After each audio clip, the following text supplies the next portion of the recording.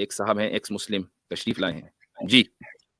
जी, अस्सलाम वालेकुम आप दोनों मुफ्तियान कराम को। वालेकुम सलाम व रहमतुल्लाह। क्या हाल चाल है आपके? जी, मैं बिल्कुल ठीक-ठाक, आप उम्मीद है आप लोग भी बिल्कुल ठीक होंगे और मैं आपकी बात से बिल्कुल एग्री करता हूँ। मेरी बात में आपको कोई बदतहज़ीबी या कोई बुरी ज़ुबान इस तरह की बिल्कुल कुछ नहीं होगा। मैंने आपकी गुफ्तगू 1-2 जगह सुनी है और मैं इस बात का कायल हूँ कि आप माशाअल्लाह बहुत अच्छी तरह गुफ्तगू करते हैं। जी, और मैं ये आपने मुझे पहचान लिया लेकिन मैं पहले ये कहने वाला था कि सच्चाई का तकाज़ा यही है कि मैं पहले ये बात बता दूँ कि मैं आप लोगों के ओवरऑल वर्ल्ड व्यू से तो एग्री नहीं करता, लेकिन मेरा एक जी, जेन्युइन सवाल है जिस पे मैं आपका ख़ास तौर पे मुफ्ती वाजदी साहब आपका व्यू लेना चाहूँगा। जी, और वो सवाल ये है, मेरा सवाल क्योंकि आपकी स्ट्रीम भी इर्तिदाद के बारे में है, तो जी, सवाल मेरा यही है कि मैंने जितनी कुरान की स्टडी की है मैंने पढ़ा है, तो उसके अंदर कुरान के अंदर कोई भी मुझे आयत हो सकता है मेरी स्टडी पूरी ना हो, लेकिन मुझे कोई भी ऐसी आयत नहीं मिली जिसमें इर्तिदाद की सज़ा अल्लाह ताला ने डेथ कही हो। अल्लाह ताला ने ये जी, ज़रूर कहा है कि जो ईमान लाके जो छोड़ देते हैं, उनके लिए अल्लाह का अज़ाब है। अज़ाब का ज़िक्र कई बार हुआ, हर सारी आयतों में अल्लाह की तरफ से अज़ाब की बात हुई है। जी, जी, लेकिन किसी जगह पे भी अपोस्टेसी की या इल्हाद की सज़ा मौत या जो हदूद कैटेगरीज़ हैं, उसमें नहीं आया। लेकिन हमें बिल्कुल। हदीस में हमें दोनों तरह की मिल जाती हैं। कुछ मैंने ऐसी भी हदीसें पढ़ी हैं जिसमें मुल्हिदों को जिन्होंने ईमान लाए और छोड़ गए, उनको छोड़ दिया गया, उनको कुछ नहीं कहा गया। और ऐसी भी हैं जहाँ पर हमें ये मिलता है या इंदिया मिलता है कि जैसे कि उनको कत्ल करने की बात की गई। जी, जी, तो जी, मेरा आपसे सवाल ये है कि क्या आज के दौर में आपके जी, नज़दीक क्या वाक़ई इर्तिदाद की सज़ा क्या मौत है? या फिर अगर कोई अपनी फ़िक्री वजह से कोई भी वजूहात हो सकती हैं, कोई पढ़ के जो जिस वजह से भी अगर वो छोड़ देता है और ख़ास तौर पे कोई ऐसा इंसान जो कि एक मुस्लिम घराने में पैदा हुआ हो जिसने खुद बाय चॉइस पढ़कर समझकर इस्लाम को तस्लीम ना किया हो, क्या उसको उसकी चेंज ऑफ बिलीफ की सज़ा दी जा सकती है? और अगर दी जा सकती है तो उस सज़ा वो सज़ा क्या है? क्या वो सज़ा मौत है या उस सज़ा की कोई और मतलब किसी और सूरत में भी दी जा सकती है? आपका इसके बारे में क्या व्यू है? Thank you. जी, बहुत-बहुत शुक्रिया। सबसे पहली बात तो ये है कि ये बात बिल्कुल सही है कि इस सज़ा का ज़िक्र कुरान करीम में नहीं है। लेकिन जो शरीयत ये एक शरई मसला है, यानी एक फ़िक़ही मसला। शरीयत जो है जिसको हम लॉ बोलते हैं, ये सिर्फ़ कुरान करीम के ऊपर डिपेंड नहीं करती है, बल्कि ये 4 चीज़ों के ऊपर डिपेंड करती है, कुरान, सुन्नत और इजमा और क़ियास। उसमें क़ियास का जो नंबर है जिसको हम अंग्रेज़ी में एनालॉजी बोलते हैं, वो सबसे आखिर में आता है। तो ये ऐसा ही है कि जैसे एक कोई ज्यूरिस्ट है, वो अपनी कोई लीगल ओपिनियन देता है और वो उसको जस्टिफ़ाई कर देता है लॉजिकल रीज़निंग से, तो वो क़ियास है। तो कुरान में नहीं है और सुन्नत में है, हदीस में है, इसमें कोई शक नहीं है। आपने जो बात कही कि आज के दौर में क्या यही सज़ा होनी चाहिए? तो मैं सबसे पहली बात तो ये कहता हूँ कि जो सज़ा है, वो इस बात पर नहीं है कि आपका बिलीफ बदल गया। चूँकि आपका अगर बिलीफ बदल जाए, तो किसी को ना तो पता चल रहा है, ना फ़र्क पड़ता है। क्योंकि बिलीफ जो है वो एक हिडन चीज़ है। जब तक आप उसको मुआशरे में प्रमोट ना करने लगें और आप एक्टिव ना हो जाएँ कि जैसा मेरा बिलीफ बदला है, वैसे ही तुम भी बदलो। तो एक ऐसी सोसाइटी में कि जहां पर एक सिस्टम है और वो सिस्टम गवर्नमेंट से वो सपोर्टेड बाय द गवर्नमेंट है, वो एक स्टेट उसको जो है उसकी सरपरस्ती कर रहा है। जब आप स्टेट के खिलाफ उसके व्यूज के खिलाफ बात करेंगे और उसके खिलाफ प्रमोशन करेंगे तो ऑब्वियसली ये चीज जो है सेडिशन में आ जाती है। अब उसकी सजा है और ये फिर पहले जमाने में नहीं बल्कि अभी 20-30 साल पहले तक के मुख्तलिफ मुल्कों के अंदर सेडिशन के जो चार्जेस थे वो बहुत ज्यादा सख्त हुआ करते थे। इस्लाम की जो खूबसूरती है वो यही है कि उसके अंदर कोई तब्दीली नहीं है, उसके जो है वो है। तो आज के दौर में तो मुर्तद्दीन बहुत आसानी के साथ यानी वो अपनी ज़िंदगी इस तरह गुज़ार सकते हैं कि मसलन अगर किसी के ज़हन में कोई वसवसा है, कोई शुबहा है और उसने दीन को छोड़ दिया, तो वो उसको अपने उस शुबहे को हकीकत न जानकर दूसरों के दरमियान वो प्रोपेगेट ना करे। और आज के दौर में दुनिया में कितने ममालिक हैं? 12-13 शायद होंगे कि जहाँ पर अपोस्टेसी की कोई सज़ा है। दुनिया के अक्सर ममालिक में अपोस्टेसी की सज़ा नहीं है। इन्ना अर्दल्लाहि वासिअ, अल्लाह की ज़मीन तो बहुत बड़ी है। आप अल्लाह का इनकार करके अल्लाह की ज़मीन में कहीं भी चले जाएँ, वहाँ पर आप एक्टिव हो जाएँ, कोई मसला नहीं है। जो मसला होता है वो ये कि ऐसे मुल्क में जहाँ का कानून है, आप उस कानून को तोड़ रहे हैं, तो मसला होता है। उम्मीद है कि मेरा मैं जवाब इस पे क्लियर हो। एक फ़ॉलो-अप क्वेश्चन छोटा-सा कर लूँ? जी, अगर आप जी, इजाज़त दें। श्योर। आपने मिसाल दी सेडिशन की। देखें, जो सेडिशन होती है वो उस सेडिशन का मतलब होता है एक एक्टिव कार्रवाई करना एक मुल्क या एक रियासत के खिलाफ। ठीक जी, है? तो उसके बदले में अगर किसी को सज़ा दी जाए वो तो मैं बात आपसे मतलब ठीक है, एक व्यू है, मैं एग्री कर सकता हूँ। लेकिन मसला ये है कि अगर एक इंसान के व्यूज़ तब्दील होते हैं, आपने खुद ही कहा कि जो ईमान का मामला है वो तो एक हिडन मामला है। लेकिन अगर किसी के भी व्यूज़ तब्दील होते हैं और अगर वो अपने व्यूज़ किसी के साथ शेयर करता है, तो क्या किसी को अपने व्यूज़ रखने पर सज़ा दी जा सकती है? यानी कि ये एक ऐसी बात है कि थॉट थॉट पे पुलिसिंग हो सकती है। और मैं जानता हूँ कि कुरान में अल्लाह ताला ने ये बात कही है कि तुम्हारे दिल में बुरे ख्याल आने वालों चीज़ों की सज़ा तुम्हें नहीं दी जाएगी। ये एक एहसान किया अल्लाह ताला ने उम्मत मुस्लिमा पर। ठीक हो गया? आपने नहीं, आपने थोड़ा-सा मिक्स अप कर दिया है अच्छा, कि जहाँ पर अल्लाह ताला ने ये कहा है कि तुम्हारे दिल में आने वाले ख़यालों की सज़ा तुम्हें नहीं दी जाएगी, वहाँ मुराद ख़याल ही हैं, एतक़ाद नहीं है। ख़याल और एतक़ाद में फ़र्क है। ख़याल ये है कि मेरे दिन में बैठे-बैठे एकदम थोड़ी देर के लिए वसवसा आया कि भाई पता नहीं अल्लाह है कि नहीं, ये ख़याल है, आया चला गया।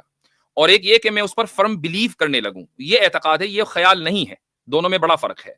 तो पहली बात तो ये है। दूसरी बात ये है कि आपने जो ये कहा ना कि सेडिशन में जब वो चार्जेस जब लगते हैं, जब आप एक्टिवली स्टेट के खिलाफ खड़े होते कार हैं, कार्रवाई कर ये रहे हैं। कार्रवाई कर रहे हैं, ये कोई ज़रूरी नहीं है। आप इंडिया की मिसाल ले लीजिए। इंडिया में सेडिशन लॉ हर दूसरे बंदे के ऊपर लग जाता है। ज़रा आप पॉलिसी के और स्टेट की पॉलिसी नहीं, बीजेपी की पॉलिसी के खिलाफ आप बोलकर दिखाइए, कितने लोग जो है जेलों के अंदर बंद हैं। पहली बात। दूसरी बात, तीसरी बात लेकिन ये ये कोई है कि आइडियल मॉडल तो नहीं है ना मुफ्ती साहब? अगर इस नहीं, तरह होता है बात इंडिया सही है, में तो बात सही है। इंडिया तो खैर आइडियल नहीं है, मैंने एक मिसाल दी है। जी, तीसरी बात जो है वो ये है कि सारा मसला ये आता है कि फ्री स्पीच हमें है या नहीं है। ठीक है? यहाँ यहाँ से मसला शुरू होता है ना, असल बुनियाद। जी, बिल्कुल। जी। आप ये किताब ज़रूर पढ़िएगा, स्टैनली फिश की किताब है। इसका उन्वान है there is no such thing as free speech. ठीक है? ये आपको अमेज़न में मिल जाएगी, $17-18 की है। इससे आपको अंदाज़ा होगा कि फ्री स्पीच जो है, जो डेमोक्रेसीज़ में, वो कहाँ तक आपको हासिल है। व्यूज़ के ऊपर बात हो रही है। पूरी किताब जो है व्यूज़ के ऊपर। आई विल डेफिनिटली रिकमेंड कि आप इस किताब को ज़रूर पढ़ें। आखिरी बात मैं ये कहूँगा कि बहुत सी जो आइडियल डेमोक्रेसीज़ हैं दुनिया में, वो हम सीधे-सीधे यूरोप चले जाते हैं, अमेरिका आ जाते हैं कि भई ये आइडियल डेमोक्रेसीज़ हैं। ठीक है? तो यहाँ पर आप अब मैं वही आर्गुमेंट दूँगा जो आपको पहले से पता है कि आप जो है मसलन जो जेनोसाइड हुआ यहूदियों का, आप उसके खिलाफ व्यू रखकर दिखाएँ।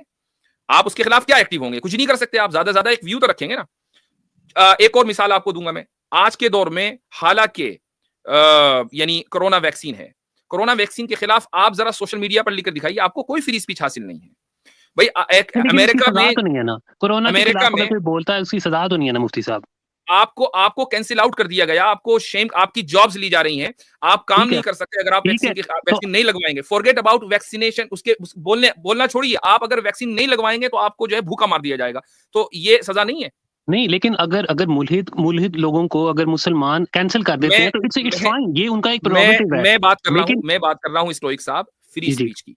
और जिस मुल्क में आप जर्मनी चले जाएँ, इटली चले जाएँ, फ्रांस चले जाएँ, इन मुल्कों में आप जो ज्यूइश जेनोसाइड हुआ है, होलोकॉस्ट, उसके खिलाफ ओपिनियन नहीं रख सकते हैं। ये सारे आप मुल्कों कहीं में नहीं जा है मुफ्ती साहब, कुछ मुल्कों में है, मैं आपसे एग्री करता हूँ, कुछ मुल्कों में बाकायदा ये ताज़ीराती जुर्म है, लेकिन ये सब मुल्कों में नहीं है।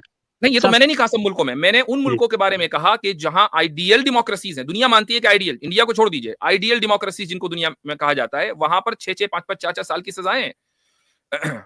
अच्छा, एक और आप ज़रा किसी यूनिवर्सिटी में एलजीबीटी के खिलाफ कोई रिसर्च करके दिखा दीजिए मुझको। आप इंग्लैंड में, ऑस्ट्रेलिया में एलजीबीटी के खिलाफ कोई ओपिनियन रखकर दिखा दीजिए मुझको।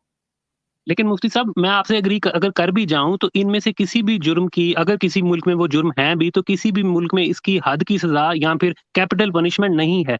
मेरा मसला ही सिर्फ़ ये है कि क्या ये इजाज़त दी जा सकती है कि कोई इंसान अगर मुस्लिम घराने में पैदा हुआ है और वो अपने व्यूज़ उसके कोई भी रीज़न हो सकते हैं, अगर वो अपने व्यूज़ वर्ल्ड व्यू बदल लेता है, तो क्या उसको ज़िंदा रहने का हक दिया जा सकता है या नहीं? बिल्कुल, मैंने तो पहले ही कहा कि व्यूज़ बदलने पर सज़ा नहीं है, व्यूज़ को प्रमोट करने पर सज़ा है। और मैं यहाँ पे चूँकि जब जब जी, जी, आप मैं कुछ कह रहे थे? इज़ाफ़ा करना चाह रहा हूँ मौलाना यहाँ पे जी। कुछ। अगर हम जो ये कह रहे हैं बहुत अच्छी बात कह रहे हैं कि व्यूज़ को रखने में क्या परेशानी है। लेकिन यकीनन अगर हम इस तरह के व्यूज़ रखें जिससे सामने वाले को नुकसान पहुँच रहा है, अगर हम ऐसे ख़यालात का इज़हार करें, ऐसे नज़रियात का इज़हार करें, जिनसे मुतासिर होकर लोग अगर दूसरे को मसलन नुकसान पहुँचा रहे हैं, तो क्या ये एक्सेप्टेबल है? नहीं है। मुमकिन है कि हमारे एक व्यू के ज़रिए किसी का कत्ल कर दिया जाए, मुमकिन है हमारे किसी नज़रिए के ज़रिए किसी का कत्ल किया जाए।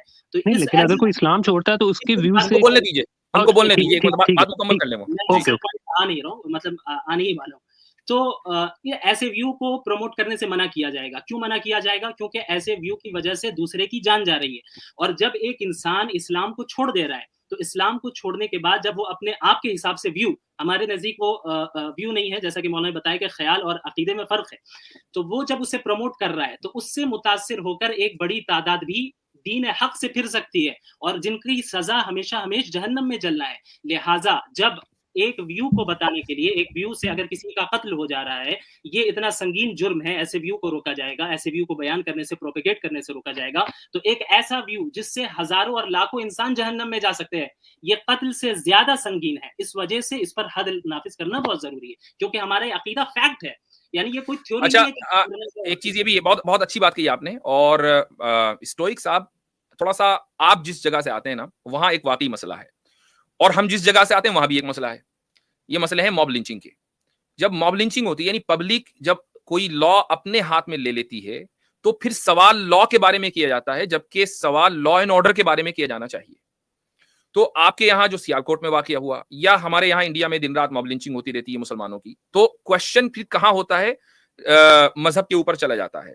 यानी अगर मान ले मैं मॉब लिंचिंग की वजह से हिंदुइज्म को बैश करने लगूं, ये कहूं कि नहीं हिंदुइज्म खराब है, ये अनजस्टिफाइड एक अमल होगा, ये मेरे लिए मुनासिब नहीं होगा कि मैं हिंदुइज्म को बुरा कहूं इस बुनियाद पर। हाँ, मैं ये कहूंगा कि लॉ एंड ऑर्डर का मसला है, गवर्नमेंट फेल है। ऐसे ही आप गवर्नमेंट को ब्लेम करें, ना कि इस्लाम को। तो इस्लाम ने तो वाज़ेह रूल दे रखे हैं कि भाई अगर आप जो है किसी ऐसे स्टेट में जो प्योर 100% इस्लामिक रियासत है, आप वहां अपने जो एंटी इस्लाम व्यूज हैं उनको आप प्रमोट नहीं कर सकते। मुफ्ती साहब आप देखें, प्रमोट कर रहे हैं, आप छोड़ दीजिए, कोई मसला नहीं है। यानी आपको प्रमोट क्यों करना है, मुझे ये बताइए। नहीं प्रमोट, मैं प्रमोट करने की बात ही नहीं कर रहा, मैं तो सिर्फ ये बात कह रहा हूँ कि बात तो मुझे प्रमोशन ही क्यों रही ना भाई। आपको स्टेट को कैसे पता चलेगा कि आप इस्लाम छोड़ चुके हैं, मुझे ये बताएं। यानी आप प्रमोट करेंगे तभी तो पता चलेगा। मैं बताता हूँ, मेरा कोई भाई है, मेरा कोई दोस्त है, अगर कोई मुझसे इस बारे में बात करता है तो मैं उसको अगर अपने व्यूज प्रेजेंट करता हूँ कि भाई मेरा ये ख्याल है, अब अगेन ये मेरा एक ख्याल है, मैं भी अपनी असल में गलत भी हो सकता हूँ और जो दूसरा बंदा है वो भी गलत हो सकता है। देखें, इस बात की तो गुंजाइश होनी चाहिए। तो मैं एक ऐसी स्टेट में कैसे रह पाऊंगा जो कि मुझे अपने इजहार ख्याल के ऊपर ताजीर जिस पे हो? अगर मुझे अपनी राय, तो इसकी तो मैं जवाब दे चुका हूं कि ऐसे तो बहुत सारे स्टेट्स हैं। मैं कहता हूं कि चलिए तो हम उनको ठीक तो नहीं कह रहे ना। अगर किसी जगह पे फ्री स्पीच पर पाबंदी है। स्टोइक भाई, एक मिनट। जी आप मसलन जर्मनी जाएं, वहां आपको पता है भाई 6 साल में जेल में सड़ूंगा अगर मैंने जो है होलोकॉस्ट के खिलाफ बोला। आप होलोकॉस्ट के खिलाफ बोलेंगे नहीं, 6 साल आपको लगता है कि कोई मसला नहीं है, मैं आराम से रह लूंगा, जेल में फ्री में खाना मिलेगा। मैं फॉर प्रैक्टिकल रीजंस नहीं बोलूंगा क्योंकि मैं जेल में नहीं जाना चाहता। लेकिन सुन ले, मैं उस चीज को क्रिटिसाइज करूंगा। मैं ये कहूंगा कि ये भी फ्री स्पीच के खिलाफ है, जिस जगह पे भी ऐसा कानून नाफिज है वो भी गलत है। मैं ये देखिए, मैं तो वहां पर नहीं हूँ, लेकिन अगर मैं कानून, अच्छा मुझे जेल जाने का शौक नहीं है।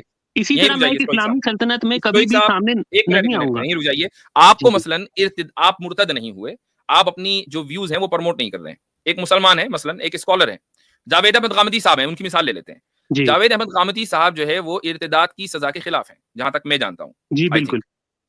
अब अगर वो पाकिस्तान में रहते हुए इर्तिदाद की सजा के बारे में ये कहें कि ये अनजस्टिफाइड, अन इस्लामिक है, तो उनके ऊपर हद जारी नहीं होगी। तो देखिए, उन्होंने एक व्यू को अपोज किया, हद जारी नहीं होगी।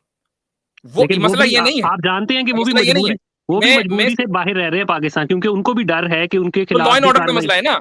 मैंने तो पहले कह दिया, लॉ एंड ऑर्डर का मसला है, इस्लाम का मसला कोई है। वरना मुसलमान तो वहां पर भी है, उनके पीछे खड़े हुए नमाज पढ़ रहे हैं। अगर ये इस्लाम का मसला होता, जैसे ही वो टेक्सास में, डैलस में उतरते, एकदम उनको गोली मार दी जाती। क्या मुसलमान अमेरिका में नहीं है?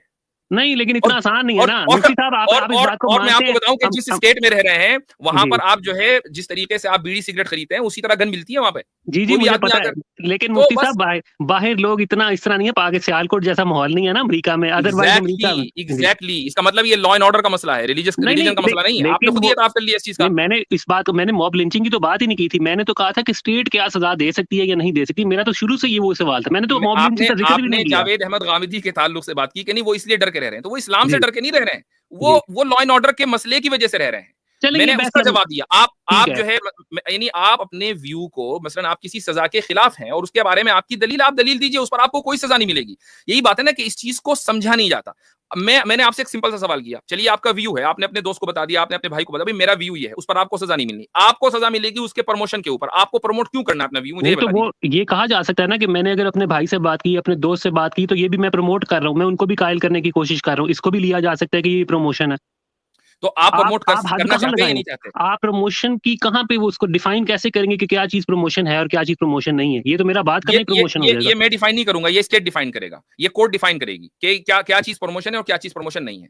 ये चीज रिलीजन ने इसको डिस्क्राइब नहीं किया, इसको जो है लोगों के ऊपर, उनकी अकल के ऊपर और अदालत के ऊपर छोड़ दिया, वहां साबित होगा। ठीक है, चलेंगे लंबी बहस है। बस एक छोटा सा आखिरी क्वेश्चन है, उसके बाद मैं इजाजत लूंगा। बहुत शुक्रिया आप दोनों का। आखिरी छोटा सवाल ये है कि अगर ये बात वाकई इतनी इंपॉर्टेंट थी कि उसके ऊपर हद लगनी चाहिए थी, तो अल्लाह ताला ने बहुत से जराइम के ऊपर कुरान के अंदर हद मेंशन की है, बड़े साफ मुहकमात अंदाज में, उसमें कोई शुबा नहीं है, कोई उसमें इबहाम नहीं है। तो आखिर क्या वजह है कि इर्तिदाद की जब भी बात हुई है वहां पर एक जगह भी हद की लगने की बात नहीं की गई, अगर ये चीज इतनी जरूरी थी अल्लाह की निगाह में? Thank you. अल्लाह ताला के यहाँ सबसे जरूरी जो है नमाज है, नमाज की तफसीलात कुरान में नहीं है। नहीं, तफसीलात तो नहीं है, लेकिन नमाज पढ़ने का हुक्म तो बेशुमार मर्तबा है ना, तफसीलात नहीं है, लेकिन नमाज कायम करने का तो बेशुमार जगह पे जिक्र है। लेकिन ये भी है, लेकिन उसकी जो तफसील, यानी आप नमाज कैसे कायम करें जब आपको ये ना बताओ कि कैसे करनी है? नहीं मुफ्ती साहब, वो तो देखें, वो तो इम्पोर्टेंट है ना। नहीं, वो तो हमें मिल जाता है ना।